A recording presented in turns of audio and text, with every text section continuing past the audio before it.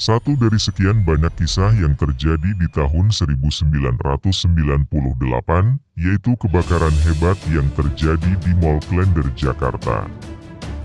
Tahun 1998 menjadi puncak dari krisis finansial atau yang sering kita dengar dengan nama krisis moneter.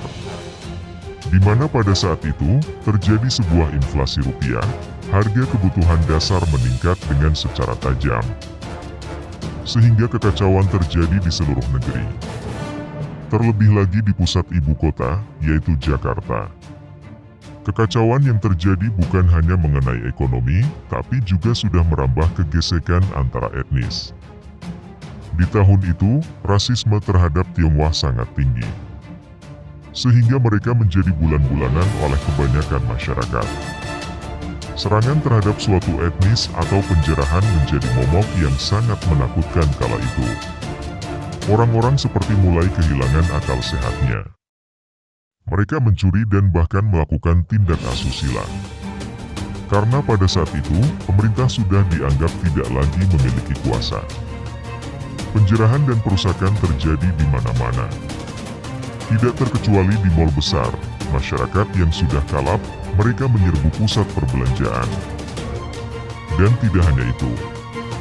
Terkadang tempat yang sudah dijarah pun hangus terbakar. Inilah yang juga terjadi di Mall Klender, 15 Mei 1998. Puluhan petugas keamanan bahkan beberapa jawara dikerahkan untuk mengamankan Mall Klender. Beberapa di antara mereka membawa senjata tajam yang dimaksud untuk menggeletak warga yang akan menjarah. Mereka semua berbaris membentuk pagar betis agar semua area terlindungi. Namun, ternyata semua itu tak cukup untuk mengamankan sebuah mal. Warga awalnya sudah ciut melihat penjagaan itu. Namun, tiba-tiba mereka kembali lagi mencoba menerobos. Rupanya, ada segelintir oknum atau sebut saja dengan provokator yang terus menggoreng massa untuk menerobos masuk. Menurut Suyono, yang saat itu menjadi saksi, oknum ini memiliki postur tubuh yang tegap serta potongan rambut model cepat. Dan tidak hanya itu, mereka juga ternyata membawa senjata api. Dengan menunggu waktu yang tepat, massa dan beberapa provokator itu terus menunggu. Mereka menunggu agar penjagaan menjadi lengah. Di tengah kekacauan itu, tiba-tiba saja salah satu provokator itu menembakkan senjata ke arah langit. Dan kemudian berteriak, "Masuk, ayo kita jarah." Warga menjadi panik, sekaligus terbakar amarah. Mereka semua berhamburan ke dalam mal. Pagar betis yang diisi oleh jawara dan juga petugas keamanan sudah tidak lagi mampu menahan gelombang serbuan. Salah satu dari petugas keamanan kemudian berteriak, "Kalian boleh jarah, tapi jangan dibakar, ingat, tapi jangan dibakar." Mau bagaimana lagi, para petugas keamanan itu sudah tidak bisa lagi berbuat apa-apa. Mereka semua kemudian menjarah mal itu hingga lebih dari 1 jam. Pada saat itu, kondisi listrik padam dan tidak ada penerangan dalam mal. Warga yang masuk kemudian menjarah dengan keadaan gelap gulita. Mereka sudah tidak bisa lagi melihat barang-barang dalam mal itu yang penting bisa digapai, pasti akan mereka angkut. Suyono yang menyaksikan hal itu mengatakan bahwa warga seperti kesurupan, mereka berlari ke sana dan kemari mengamankan barang yang bisa mereka ambil. Di saat semua orang sibuk menjarah, tiba-tiba beberapa orang membawa kasur dan kain-kain ke tengah. Beberapa yang lain membawa sebuah jerigen yang sepertinya isinya adalah bensin. Mereka adalah pria dengan badan tegap serta rambut yang cepat. Dikatakan bahwa tubuh mereka besar, dan sepertinya merekalah yang sempat menjadi provokator. Membaca gelagat yang tidak beres, beberapa orang warga langsung berteriak, "Jangan dibakar! Jangan dibakar!" Namun, dengan senjata apinya, pria itu justru mengancam balik. Beruntung bagi mereka yang masih sadar, mereka cepat mencari jalan keluar. Karena setelahnya pria-pria itu langsung membakar tumpukan kasur dan kain.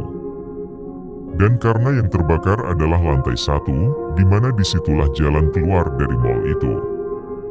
Banyak warga yang akhirnya terjebak tidak bisa keluar, ditambah lagi spons dari kasur yang terbakar kemudian mengeluarkan asap hitam yang sangat pekat.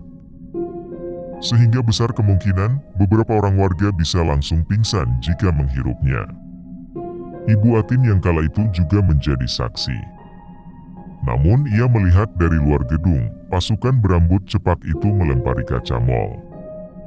Kemudian melemparkan ban juga ke dalam mal. Dan yang lebih mencengangkan, ternyata mereka juga melemparkan bom molotov. Hal itu dilakukan saat warga penuh di dalam mal. Walaupun saat itu banyak yang melihat, bahkan mereka seolah menjadi tontonan. Namun mereka tetap saja menjalankan aksinya. Sepertinya hal ini memang sudah direncanakan. Entah apa maksud dari perbuatan mereka. Peristiwa tersebut terjadi di sekitar jam 3 sore. Dan tak lama setelahnya, asap hitam langsung keluar dari gedung. Kebakaran hebat pun terjadi. Sebagian besar dari warga yang ada di dalam, mereka semua terbakar hidup-hidup. Beberapa yang masih sempat menyelamatkan diri, mereka naik ke atas, dan kemudian akhirnya nekat melompat. Warga yang melihat hal itu pun langsung berbondong-bondong membantu. Mereka menyiapkan kasur dan juga kain untuk menangkap orang-orang itu. Namun yang lompat jumlahnya hanya beberapa saja.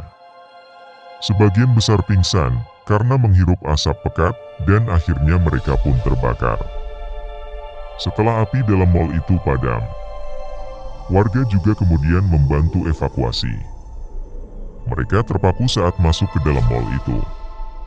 Pemandangannya sangat mengenaskan, beberapa warga yang tak sanggup melihat pun langsung keluar.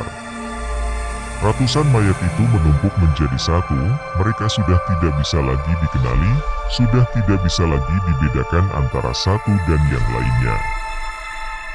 Sepertinya para korban pada saat itu terkepung api, dan mereka berkumpul menjadi satu.